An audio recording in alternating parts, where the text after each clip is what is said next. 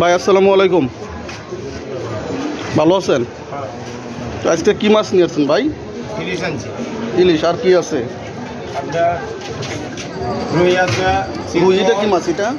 এটা আপনার বিভিন্ন দাম, আপনার গাগরাওটা হ্যাঁ, আর এই লোটা হ্যাঁ।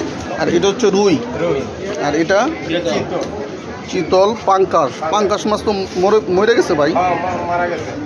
আর হলো তেলাপিয়া। তেলাপিয়া এই যে এখানে আমরা বড় ইলিশ দেখতে পাচ্ছি, এগুলো কত কেজি বিক্রি করতেছেন? এটা 1500 টাকা কেজি বেচতেছি। দেখি 1 কেজি বেশি হবে নাকি 1 কেজি কম? 1 কেজি চাই। 1 কেজি শেষ। আর এগুলো 1 কেজি তো কয়টা ওঠে? এটা 1 কেজিতে উঠে আপনার 1 কেজিতে উঠে আপনার 3টে, আবার এই কেজির উপরে হয়ে যায়। কেজি কত? 20 কেজি 800 টাকা বেচতেছি। আর এটা এটা আপনার 4 কেজি 600 বেচতেছি। আর এই যে ছোটো ইলিশ, এটা আপনার 5টা 6টা কেজি 5টা কেজি 500 টাকা বেচতেছি। আর রুই কত করে বিক্রি করতেছেন? ওই 260 টাকা। আর এটা কি মাছ? পয়লা মাছ? চিতল চিতল মাছ। চিতল মাছ কত করে? 450।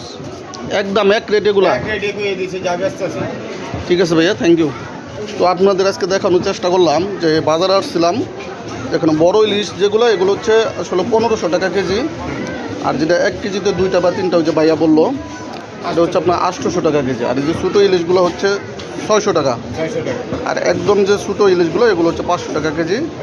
আর চিতল মাছ 1 কেজিতে কয়টা ওঠে ভাই? এটা 800 900 গ্রাম আছে, 450 টাকা কেজি। 800 900 গ্রাম, 450 টাকা কেজি। তো সবাই ভালো থাকবেন, সবার জন্য দোয়া রইল। আসসালামু আলাইকুম রহমতুল্লাহি ওয়া বারাকাতুহু।